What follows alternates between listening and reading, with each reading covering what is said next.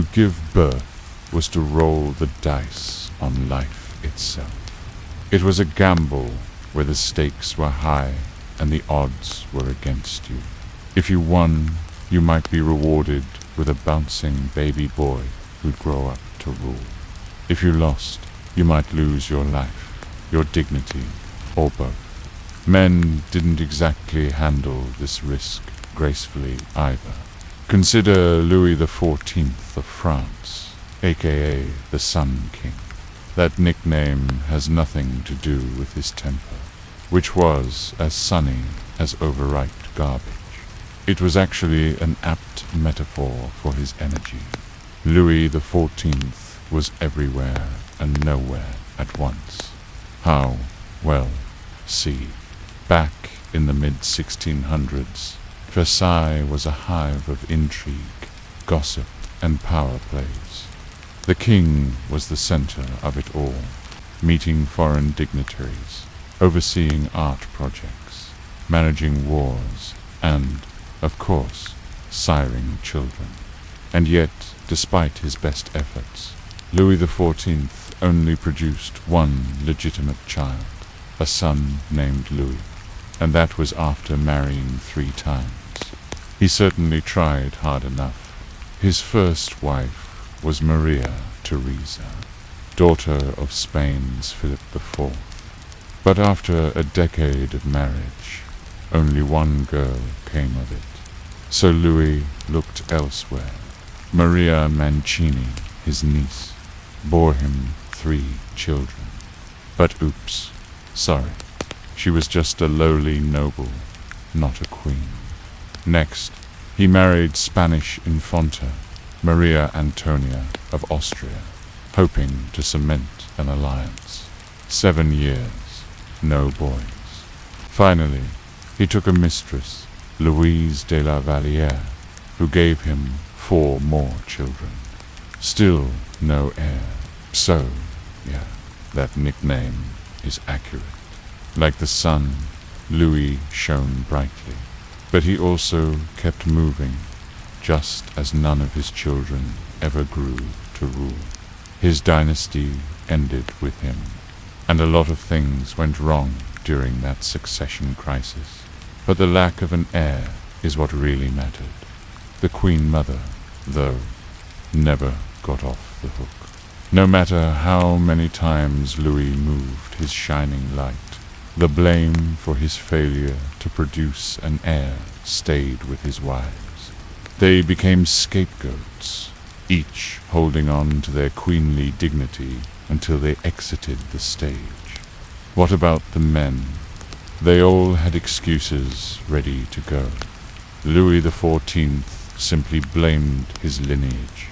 Apparently, the Spanish side of the family was cursed, which is rich irony considering he was king of Spain, I think. I'm losing track.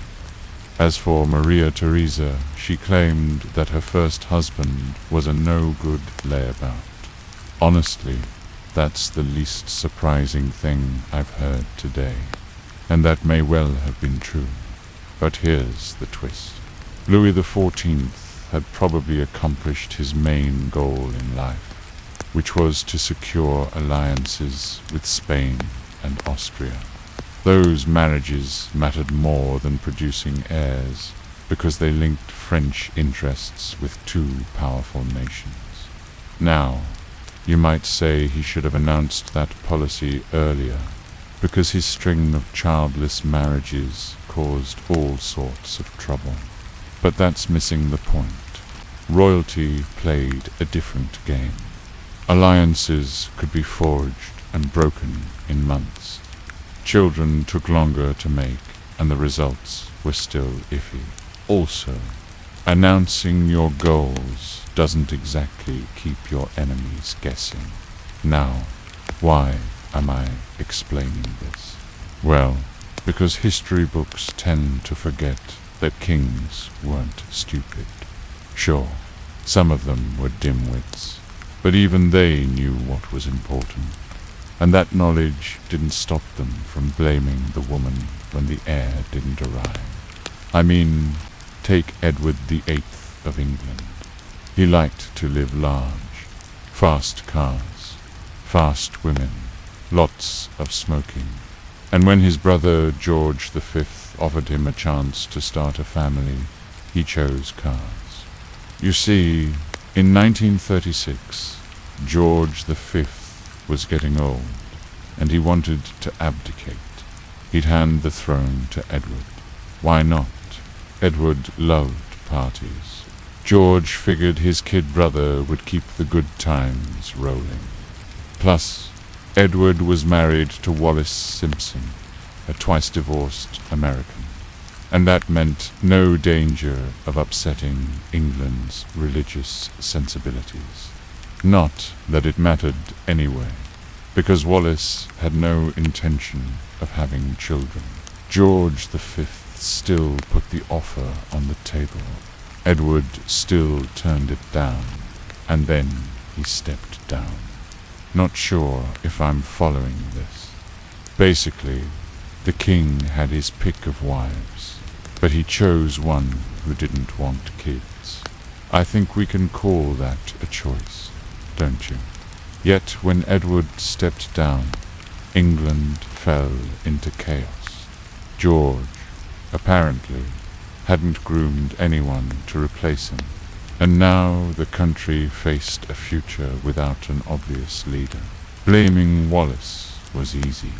Newspapers called her the Hurricane from Denver and suggested that she'd bewitch anyone who crossed her path. At a certain point, the poor woman had to leave the country just to escape the headlines.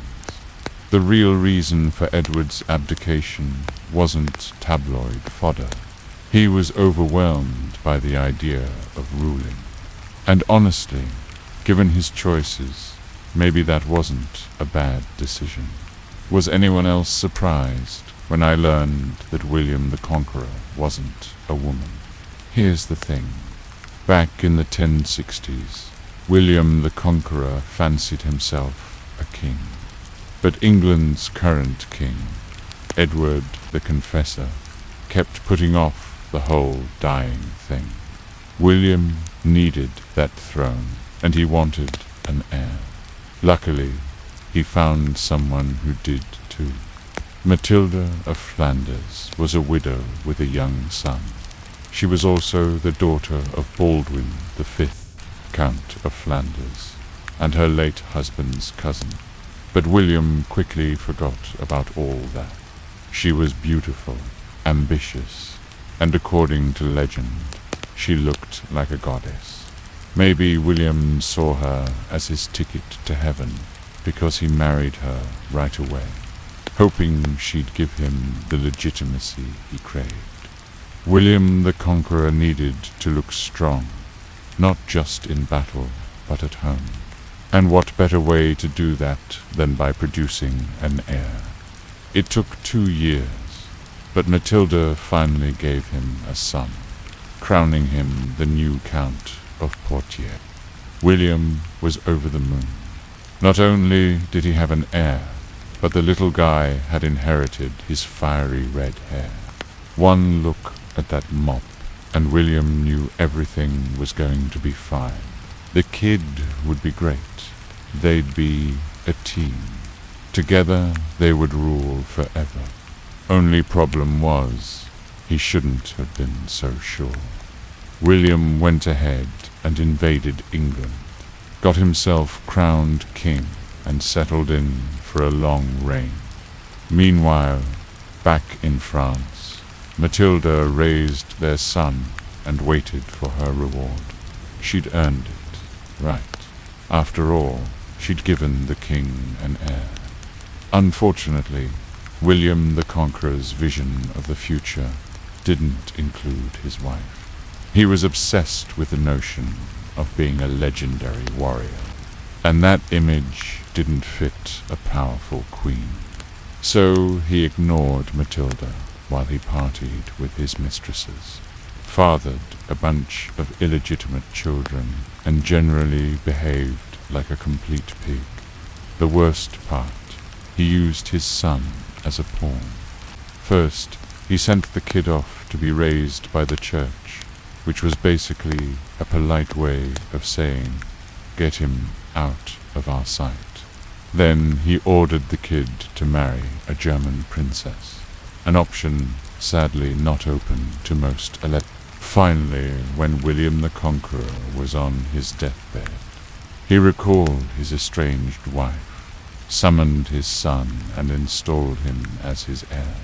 As for Matilda, well, they didn't invite her to the coronation. Instead, William the Conqueror's chronicler recorded the words of a toast. Matilda, whom the king had divorced, was living in a nunnery. Yeah, that seems about right. This series was made because when I started writing my book, Mary, Queen of Scots, The True Story, I quickly realized that Mary was being judged by standards that wouldn't exist for another 300 years. She was blamed for not having enough children, even though she gave birth 5 times, including surviving a notorious 7-month pregnancy at age 14. So when I delved into the lives of these fascinating women, I wanted to explore what kind of world they lived in. A world where they were often more powerful and influential than their male counterparts, but also demonized, ridiculed, and ultimately forgotten. Thanks for joining me on this journey. If you enjoyed this series, please check out the others, which cover Mary, Queen of Scots, Catherine the Great, and Elizabeth I. They're available on various streaming platforms. Until next time, remember, behind every great fortune, there's a tragic tale. Philip IV of Spain was having problems. He liked parties. Who doesn't? But while his revels in Madrid were legendary, Europe's ruling men considered them unbecoming of a king. Oh, and he also desperately wanted a son. After a decade of marriage to his cousin, Margaret of Austria, he had only daughters. No doubt those same gossips whispered that he was impotent. Unable to bear the thought, Philip decided action was needed. He took his wife to bed, literally. He slept there with them, making sure she could not cheat on him. Not exactly subtle. And when Maria, his eldest daughter, was born, he kept her close, delaying her baptism for weeks to make sure the child stayed pure. He may not have gotten a son, but he did get a lot of daughters. And by 1660, 3 of them were old enough to be married off to strengthen alliances around Europe. For instance, his daughter Marie Anne would become the future Queen of France. His daughter Marie Theresa would marry her cousin, the future Charles II of Spain. And if you're keeping track, that means half of the European royal houses, including the House of Bourbon, descended from one man sleeping in a bed with his wife. Oh, and if you're wondering about Philip's son, well, keep watching. He's coming. Let's turn back the clock, though, because our story begins before Philip was king. His father, Philip III, also struggled to produce a male heir, but he had the right connections. When he wed, he had the famous nun beat the hair. She was brought in specifically to help his marital effort. While she failed to produce sons, Philip III still had 3 children, 2 girls and 1 boy. That son was named Philip, born in 1605, and he became Prince of Asturias, the standard title for the heir apparent in Spain.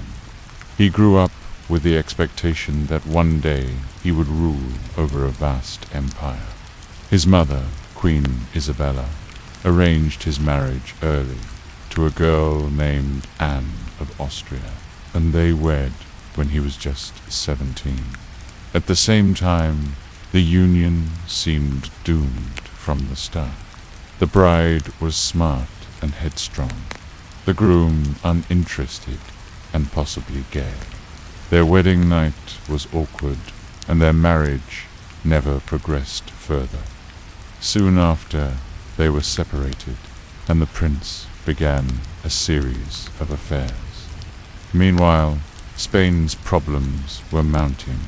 Philip III was aging, and a debilitating illness made him unfit for much of the last decade of his life. As the court slipped into chaos, Prince Philip took on more duties. But given his personality, it wasn't surprising that things went wrong. The people noticed that he wasn't exactly suited for leadership. They taunted him with nicknames like Philip the Simple and Philip the Dull. Even worse, he produced no children with Anne, leaving the succession in question. So in 1621, Philip III finally had the operation he needed. Now, if you've seen our video on female rulers, you know how this went down. Yep, his balls were chopped off. The king signed the papers himself, and soon after, his son was officially declared incapable of producing heirs. With no hope for a male heir, the Spanish crown turned to Philip III's brother, Ferdinand, to secure a son. Ferdinand was happy to oblige. In fact, he actually preferred being a sperm donor to being king, so that's what he did. This led to more complications, but it also meant that the family produced another Philip, born in 1627, and he would become King Philip IV. And now we're back to where we started. Philip couldn't produce a son, so he probably had his balls cut off, too. The reason isn't certain, but it certainly happened. Once again, the kingdom looked to another man for a male heir, and this time the choice fell on Philip IV's uncle, the recently widowed Ferdinand. He was more than willing to step up. Philip was not. At this point, he was ill, tired of court politics, and probably feeling a bit emasculated. Ferdinand had 8 children from various marriages, but he chose this new wife to bear him a legitimate son, and they wasted no time. The newlyweds were intimate on their wedding night, and the following year Olivares was born. He was followed by another son, and then another, and then a daughter. Over the next decade, Ferdinand and his new wife had 5 children together, while Philip IV had none. So you can imagine that when Ferdinand died suddenly, rumors spread quickly. Had Philip poisoned his brother? Was that why he had been so resistant to the marriage? Or was it simply a case of sibling rivalry? Or maybe just bad luck? We don't know the answer. There are plenty of theories, but the problem remains. Philip IV's inability to produce a son put stress on the kingdom and the family. To fix it, they turned to the next available man, his uncle, and he obliged. Maybe it was a conspiracy, or maybe it was coincidence. But in the end, it doesn't really matter. Philip IV didn't need to kill his brother. Ferdinand did the job for him. A century later, we find ourselves in the Russian imperial palace. Catherine the Great is pregnant, and her husband Peter III is beside himself with joy. For years he'd been mocked for fathering no children, and now the opportunity to prove his virility has arrived. Too bad Catherine is already 39. The birth will be dangerous. In fact, it's almost immediately clear that something is wrong. And soon it's clear that Catherine won't survive. Less than 48 hours after giving birth to Paul I, she lies dead. How does a woman die of childbirth in 48 hours? Well, she can get sepsis, an overwhelming infection that causes her entire system to shut down. Or she can get something called puerperal fever, which causes internal bleeding. Basically, childbirth was dangerous. Men like Peter III, despite knowing nothing about midwifery or medicine, often insisted that women give birth naturally. That meant fewer doctors involved, fewer sterile instruments, and higher mortality rates.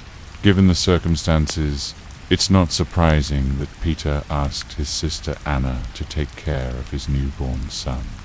She had experience raising children, and her record as regent of Russia was actually quite good. But as soon as Paul was born, she gave him 2 wet nurses, insisting that they raise him far from the court. That was fine with Peter. He loved hunting and partying, and didn't want a baby around.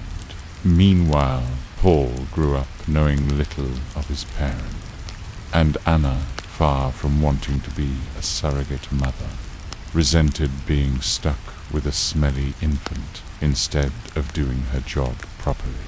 She had him moved to another city and hired tutors, governesses, and most importantly, nurses who would spoil him rotten. It wasn't easy being a neglected child in the Russian imperial family. So Paul developed a lot of anger towards his parents, especially Peter. Catherine was dead, and while Paul didn't know her, he blamed her for dying instead of taking care of him. So he grew up resenting her memory too.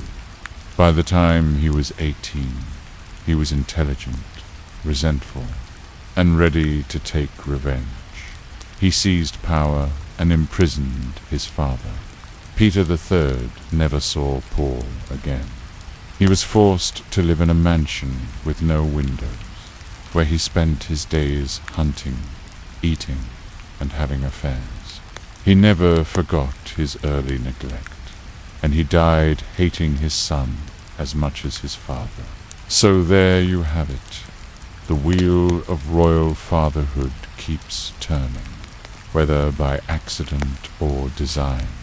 Kings like Philip IV and Peter III produced no heirs, so the mantle passed to someone else. In the meantime, the legacy of resentment grew. Sons hated their fathers. Fathers abandoned their children. Brothers killed each other to secure the line of succession. And somewhere in the middle, the queens waited patiently, firmly in charge of producing heirs, while remaining powerless to control who got the throne. Next time, we'll look at the neglected, abused, and downright terrifying lives of the children of royalty. Until then, remember, history is full of surprises. Keep learning, and you'll never stop discovering them.